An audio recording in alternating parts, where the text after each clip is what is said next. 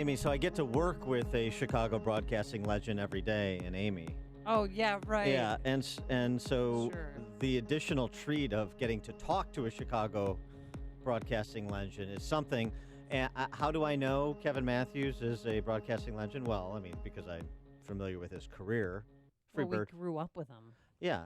Also, because you were fixing your hair, even though he's on the phone in preparation for the interview. Well, I just want to make sure if he's watching, Sure, online, sure. No, of course. that he knows that I care about my Wow. appearance. I love Kevin Matthews. I went to prom with Kevin Matthews. I think I gave birth to his first child. Wow. Well, let's resolve that straight away. We're pleased to be joined by, well, all you Kev heads, Kevin Matthews. Kevin Matthews, thanks so much for joining us. Appreciate it. Thank you, Dan. And Amy, are you sure Trev is, you gave birth to my son, Trev? Yeah. Oh, man. He came out kicking and screaming. Oh, wow. Well, he's all grown up now. He's a musician. He's out on the road with Kings of Leon, believe it or not. Is he really? Oh, Yeah, that's awesome. In a great band called Dawes, and they're actually in Mexico City in 2 days, and they're wrapping up a tour with Kings of Leon. I saw them at the United Center when they came through Chicago. It's excellent. Okay. Yeah. Wow, So cool. How about that? Yeah, Wow. so Chicago. It's so good to be back in the air briefly in Chicago. Well, Amy must be proud of your son, as you are, too. So Yeah. that's great as well. I am. So you wrote this book, Broken Mary. Just start Yeah. there. And it chronicles your time in radio, as historic as it was. But also, maybe we'll work back to radio and start with, it seems to me, the overriding purpose of the book, particularly per the title, Broken Mary. It's your kind of coming back to your faith after being diagnosed with MS. Yeah, I left Chicago. I had such a great career, and I've still got so many roots in Chicago. And in 2005, the whole radio industry is, it's going through a change, and you can see the changes today. But I decided I wanted to go back to where I started, and that was in Michigan. I just wanted to go back to the starting line. And what happened is that's 2005. The housing market begins to crash, and so I'm commuting now from Chicago and Michigan for basically 3 years. And in 2008, I was on the air back at the station where my whole career started in Michigan. I couldn't move. I didn't know. Honestly, I thought I was having a stroke. I went to a neurologist. They found a mass in my brain. They said, if this is cancer, we can't operate. Oh, my gosh. And, prepare yourself. And I was about an hour away from getting a brain biopsy at Northwestern when they came in and said, no, it's a rare form of MS. And so that started a ton of treatment and whatnot. And what had happened, that's again in 2008, this whole story that I wrote, it's really not about me. It's a fascinating story because one day, it's 2011, and I just hear a voice that says, go buy your wife some flowers. Because, when you've got somebody with disabilities, the whole family is impacted by that. And I look up, and there's a flower shop. I pull in. It's a snowy little November morning. I get out of my truck, and I'm walking towards the door, and I look over, and I see this dumpster. It's just big garbage dumpster. And I saw this statue of the Virgin Mary lying on the ground. She's broken in half. She's covered in trash. Her hands are missing. And I went over there, and there's no way. I just heard this voice that said, will you deny me? Will you deny my mother? And I walked into the flower shop, and there was a clerk. And I said, I want to buy that statue of Mary outside. And she goes, no, that's not for sale. And then again, I heard that voice, will you deny me? Will you deny my mother? And I just said a quick prayer, help me. And I said, I'll give money to those nuns out there. Well, I had no idea who those nuns were. They're Franciscan nuns.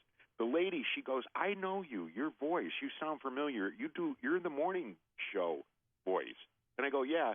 And that was my window of opportunity, and I got the statue. Good. And she's broken in half. She's about 4 foot tall.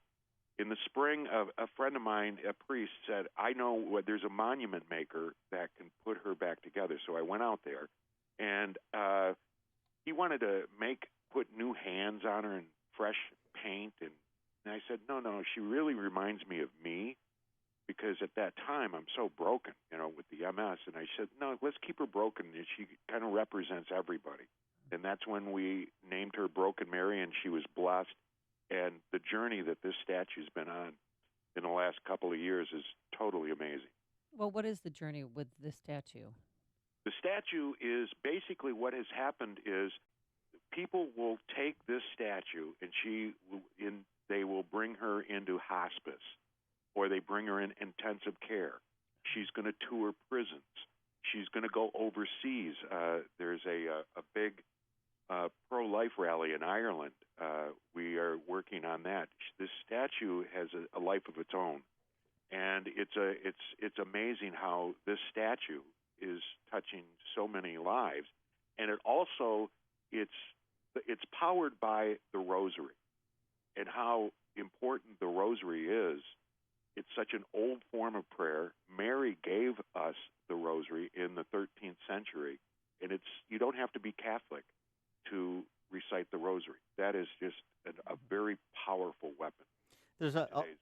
There's also a story that you recount of going to Queen of Heaven Cemetery in Hillside and praying yourself in that experience.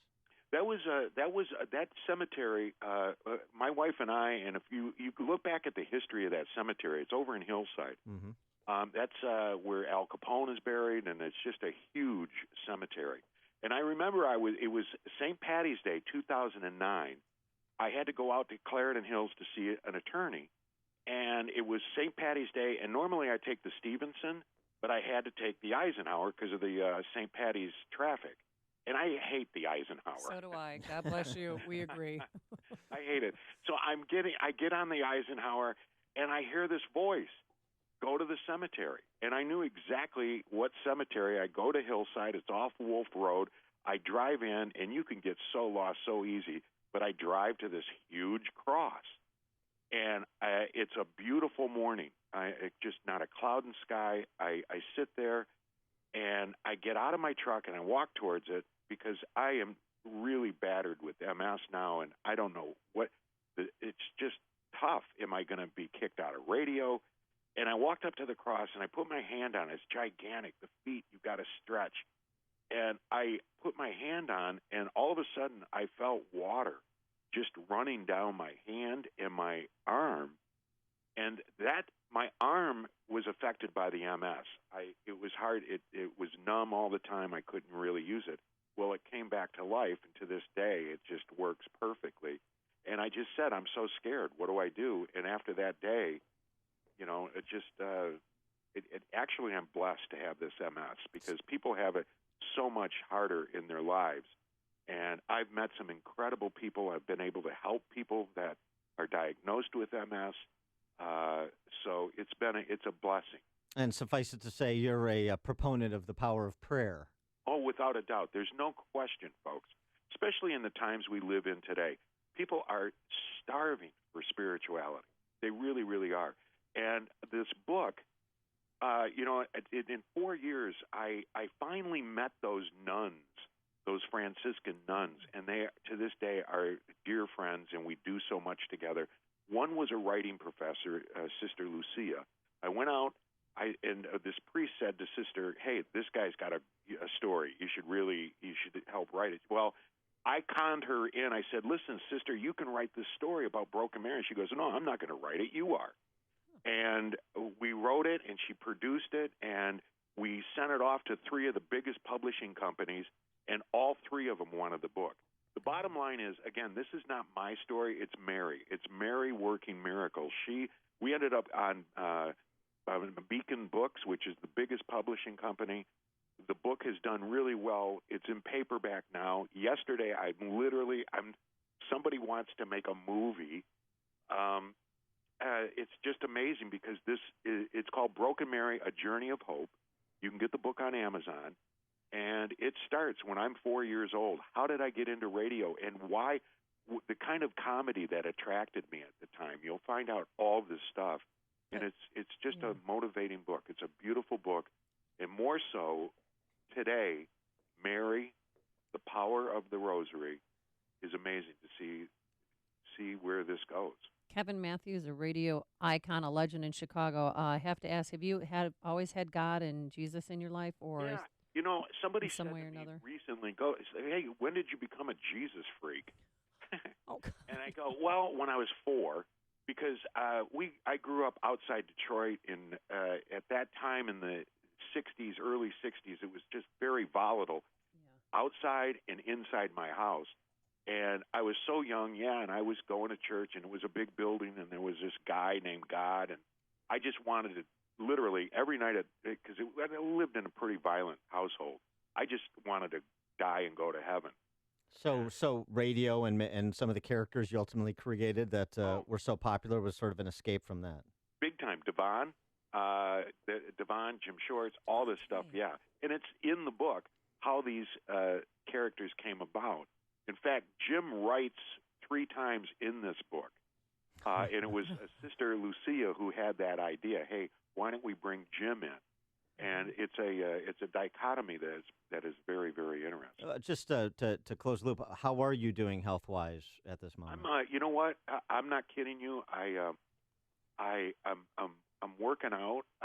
There's some things I can't do, but at the same time, I'm working with people, especially younger people that are being diagnosed with MS, and I'm blessed. I truly am. And we should ask a professional question too, just since you're an expert in the space. How much longer do Amy and I have before radio goes the way of the daily newspaper? One constant thing about radio is change. I can tell you that. But at the same time, I think you know this. You two, you're really great at what you do. It's all about content, and you're in a city that just loves content, and you guys you're doing a great job. You're doing a great job. Thank you, son. And I just got a few text messages. One of my college teammates was just diagnosed with MS. I have to send her this book. Where is it on Amazon? Yes, it's called Broken Mary: A Journey of Hope. It's on Amazon.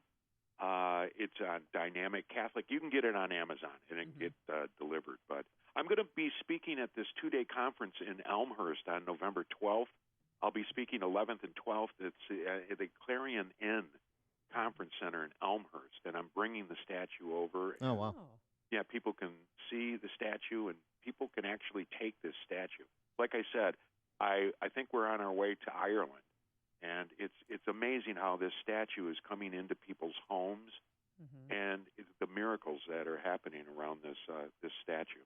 Still impacting hundreds of thousands of lives. He is Kevin Mattews, Chicago radio icon. I know it's fun for our listeners to catch up with you and hear about what's going on with you and the important work that you're doing and learn more about the book. The book, Broken Mary, A Journey of Hope. You can get it at Amazon. Kevin Mattews, thanks so much for joining us. Really appreciate it. Both of you. And Amy, I'll tell your son, Trevor, you said hi. Please, and tell him I'm so proud of the little bugger. Yeah, All right. Thanks, Kevin. Chicago. Thank you. God bless you. And he joined us on our turnkey.pro answer line. This is the morning.